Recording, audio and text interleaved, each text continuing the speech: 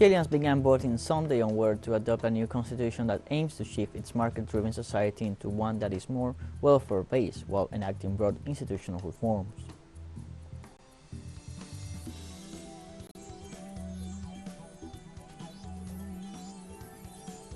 Colombia's President Gustavo Petro ordered to pull out young police patrolmen from areas where conflict is most intense. And according to figures from the International Monetary Fund, India surpassed the United Kingdom to become the world's fifth largest economy.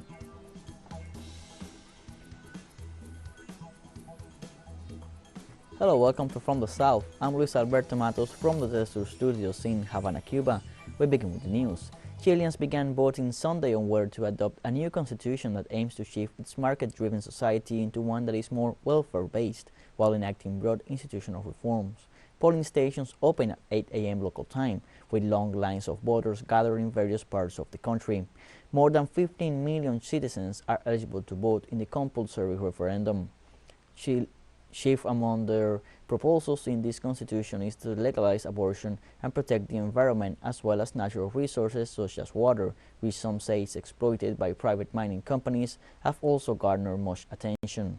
The new constitution would also overhaul Chile's government, replacing the Senate with a less powerful chamber of regions and requiring women to hold at least half of positions in public institutions. Meanwhile, the Chilean President Gabriel Boric voted this morning in the context of the plebiscite on the proposed new constitution. The president arrived at the Armando Quesada Charan Industrial School, located in his native Punta Arenas, to cast his vote.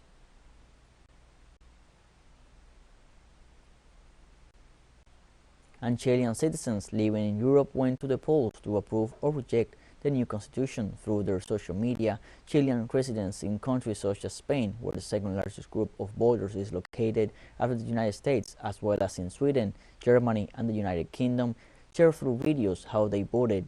Authorities representing the electoral service in the Spanish city of Barcelona confirmed the turnout since the voting center opened.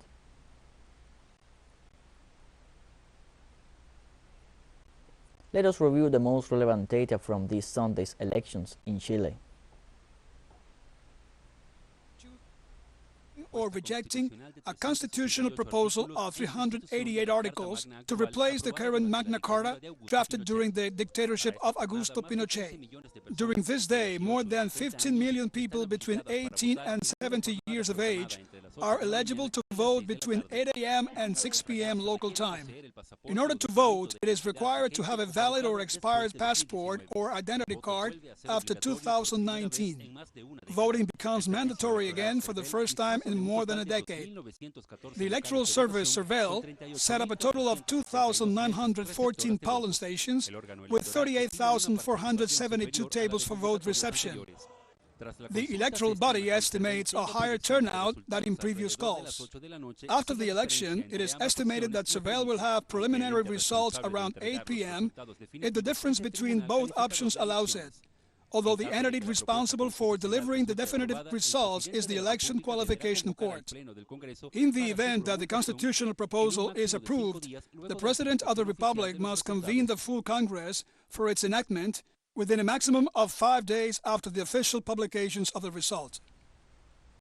The Argentinian Chamber of Deputies met to condemn the attack against Vice President Cristina Fernández de Kirchner. During this session, the Chamber of Deputies unanimously approved on Saturday a text repudiating the attack on the Vice President, demanding a clarification of the facts. For its part, the bloc of opposition deputies of the Republican Proposal Party announced that it supports the proposal but withdrew from the chamber after it was approved. The deputy of the Frente de Todos, Mónica Macha, condemned the political violence and stressed that it is necessary to create a new form of political coexistence.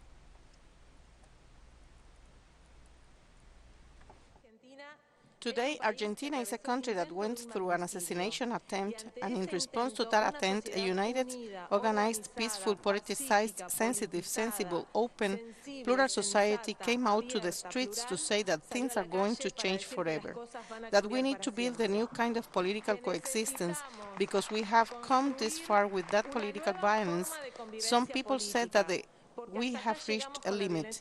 I regret to tell you that the limits were taken away years ago. What happened with the assassination attempt against Cristina is that now no one can pretend to be unaware. Likewise, the president of the Republican proposal bloc, Christian Ritondo, before leaving the session, emphasized that the judiciary is the only one with the power to investigate, judge, and condemn. We believe that neither the street nor the precinct is the place to determine who is guilty of a crime. It is the judiciary, the only one that has the duty to investigate, judge, and sentence. We don't want this very serious event to be used with the purpose of generating more opinions, assigning guilty parties, and much less to become a platform to attack the political opposition, the judicial power, and mass media, as we have unfortunately been hearing in the last hours. We hope that this discourse will not be repeated from now on. Also in Bolivia, citizens gathered outside the embassy of Argentina in La Paz to show their solidarity with Argentine Vice President Cristina Fernández de Kirchner after a man tried to shoot her at point-blank range in Buenos Aires.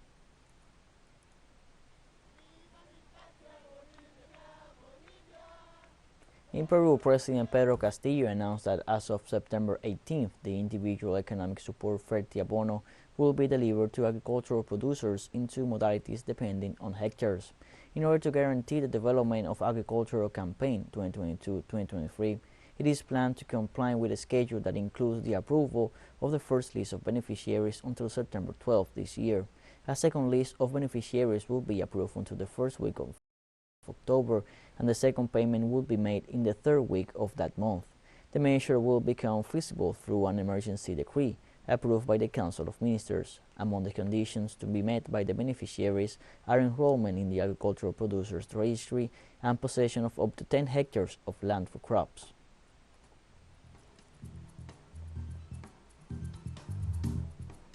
We're going to take a short break now. Join us again after this.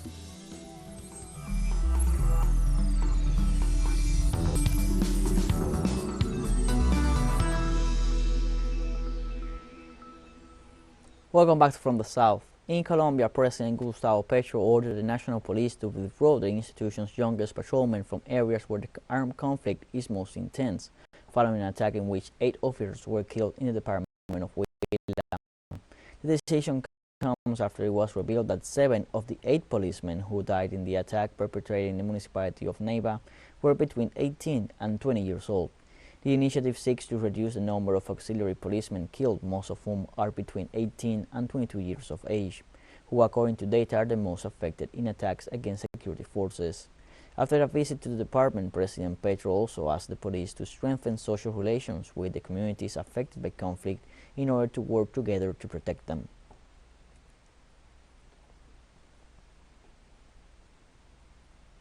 And violence continues in Colombia, where authorities reported on Saturday the 74th massacre of 2022, leaving 3 people dead in the department of Cauca. According to the Institute of Study for Development and Peace, 3 people were intercepted and killed by armed men while traveling in a vehicle in the sector of San Jose, in the municipality of Santander de Quilichao, last Friday. One of the victims, who was wounded, died sometime after being taken to a medical center.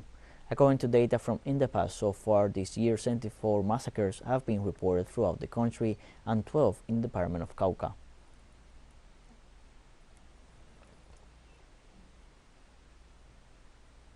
In Brazil this Saturday, the former president and presidential candidate Luis Inácio Lula da Silva held a meeting with women in Quebradeiras de Coco in the state of Maranhão. During the meeting with the local rural workers, the candidate of the Workers' Party announced that he intends to recreate the Ministries of Women and Fisheries, create the Ministry of Indigenous Peoples, and have a portfolio focused on racial equality with the objective of involving all movements and taking care of Brazilian forests and fauna. Lula da Silva also emphasized that the government does not exist to please bankers, businessmen, or farmers, but to provide the best life quality to the people, favoring equal opportunities.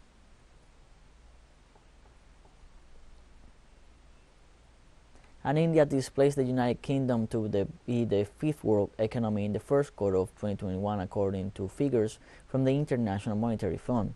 The estimate is based on the economic performance of both nations measured in US dollars during the last 3 months of 2021 and extended into the first quarter of 2022. The news is an expression of the United Kingdom's economic decline, marked by inflation and a political crisis that is leading the country to elect a new prime minister this Monday, while its former colony is going through a period of economic expansion, strengthening its ties with other emerging powers within the framework of BRICS, and is on its way to become the world's most populated nation next year.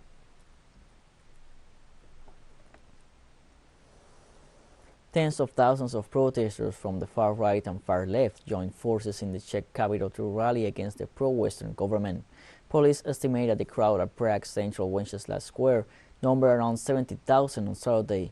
Some of the groups represented at demonstrations included the major anti-migrant populist Freedom and Direct Democracy Party and the Communist Party.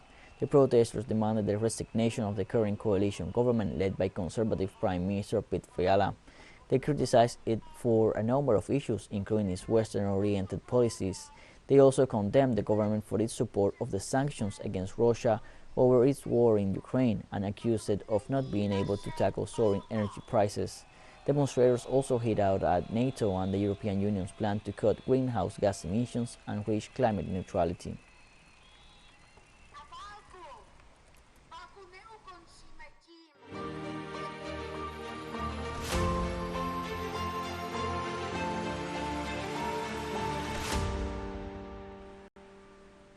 The Russian government accused the United States of trying to move its military biological program from Ukraine to other nations in Eastern Europe. The announcement was made by the head of the radioactive, chemical and biological defense forces of the Russian army, General Igor Kirillov, who also warned that the expansion of biolaboratories poses a threat to Moscow's security. Kirillov pointed out that unlike nuclear weapons, the biological weapons programs promoted by Washington make it possible to go beyond the borders of the North Atlantic Treaty Organization and approach Russia's borders. The Russian Ministry of Defense confirmed that the United States acts nervously to hide the information on the biological weapons resources advanced by Washington in other countries.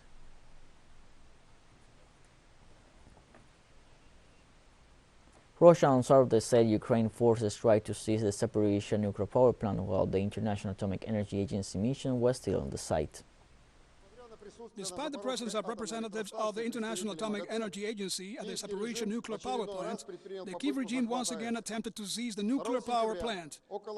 On September the 2nd, at about 2300 hours Moscow time, two groups of boats and motorboats, a total number of 42 units with a landing force of over 250 people from the Special Operations Forces and 4 mercenaries, attempted to land on the coast of the Kakhovka Reservoir in the region of Enerlohar and Dniprorudny. The landing force was hit by 4 Su-30 and 2 Ka-52 helicopters from the Russian Aerospace Forces, as a result of which 20 boats and motorboats were destroyed. This Saturday, Turkey President Recep Tayyip Erdogan offered Russia to accept his mediation to help prevent a disaster at the Zaporizhzhia nuclear power plant. During a conversation with his Russian counterpart Vladimir Putin, the president indicated that Ankara can play a facilitating role in the Zaporizhzhia nuclear power plant, as it did with the grain deal. Likewise, Erdogan stressed that he had proposed the same mediation to the Ukrainian head of state, Volodymyr Zelensky, during their meeting in Leopolis to prevent a nuclear disaster. The statements of Turkey's president come after the International Atomic Energy Agency paid a visit to the nuclear center and decided to leave 2 inspectors permanently in Zaporizhzhia in the middle of Russian claims of constant Ukrainian bombings.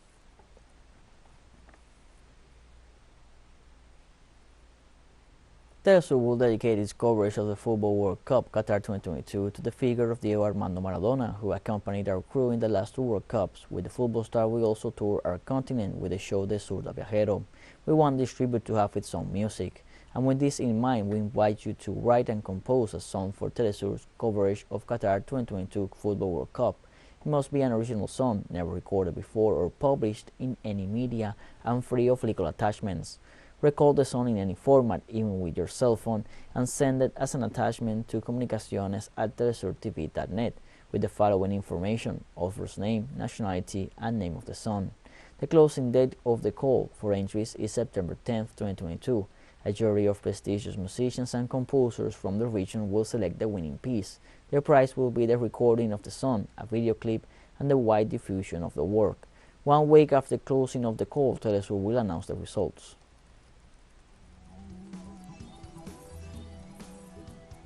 And more news coming up after the final short break, so don't go away.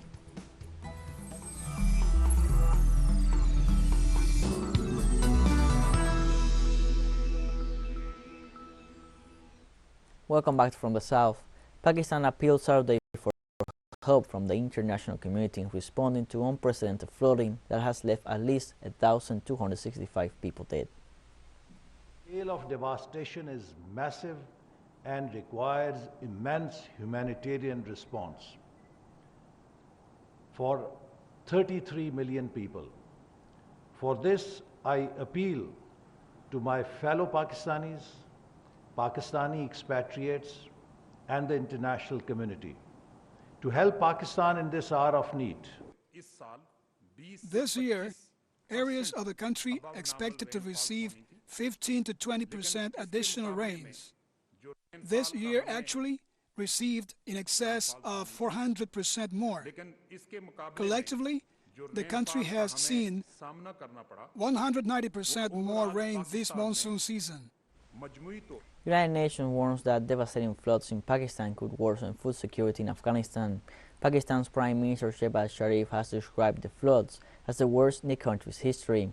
Pakistani authorities have further estimated that around 33 million people, or 15% of the population, have been affected by the floods, which have also left around a third of the country submerged.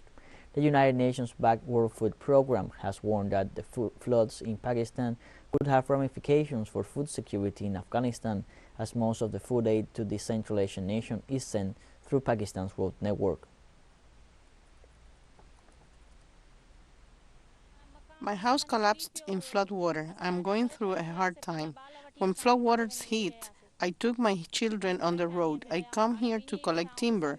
I took all utensils from my home. No one from the government side is helping us in this trouble. My village is submerged in flood water. We couldn't even get the stuff out. After facing hardships, I evacuated my children. You can see, we didn't receive ration, tent. We've made a plastic sheet shelter and my children are inside becoming sick. China's coastal provinces of Jiangsu, Zhejiang, and Shanghai municipalities take precautionary measures and brace for the worst against Typhoon Hinnamor, which could turn into a super typhoon and bring strong winds and heavy rainfall. China's Meteorological Administration issued a yellow alert on Saturday for Hinnamor, the 11th cyclone for the year, moving north at about 15 kilometers an hour. Coastal areas in southeastern Jiangsu, Taiwan region will see heavy downpours on Saturday through Sunday.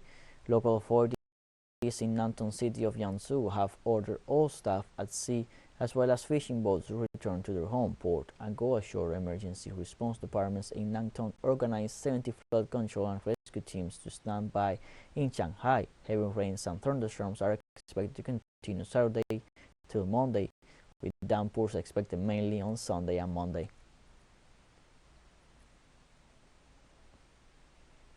The government of China demanded the immediate suspension of arms sales agreement to the Chinese island of Taiwan, authorized by the United States Senate.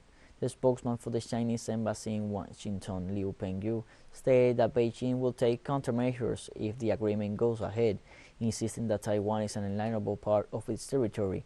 The spokesman warned that the decision sends wrong signals to separatist forces and undermines U.S.-China relationships and all stability across Taiwan Strait. The statement read by the spokesman said China will take whatever countermeasure it considers necessary, depending on how the situation develops. In Somalia, at least 22 people were killed after a terrorist attack by members of the Al-Shabaab terrorist group. The attack took place in Hiran region in the center of the nation when the extremists attacked 2 trucks carrying food.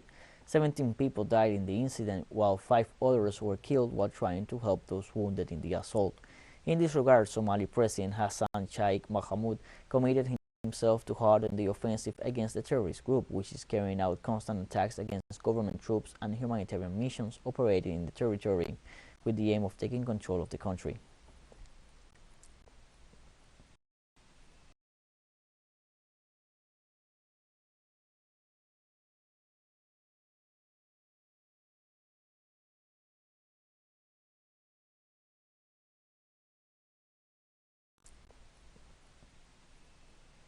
teleSUR English continues to grow its sale on languages Europe. You can order from your cable dealer or tune it yourself.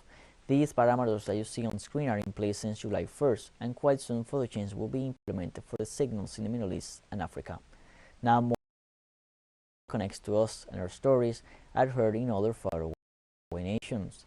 This news multi-platform will continue providing truthful content to oppose the hegemonic media's narrative and unfaithfulness to our audience.